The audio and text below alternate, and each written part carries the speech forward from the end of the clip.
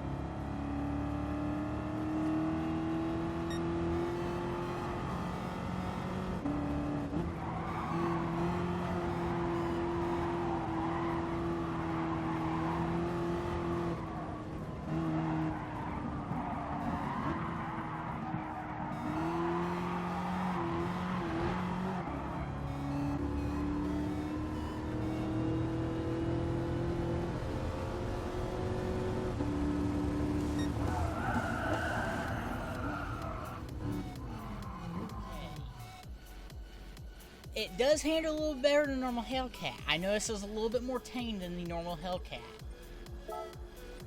And let's see.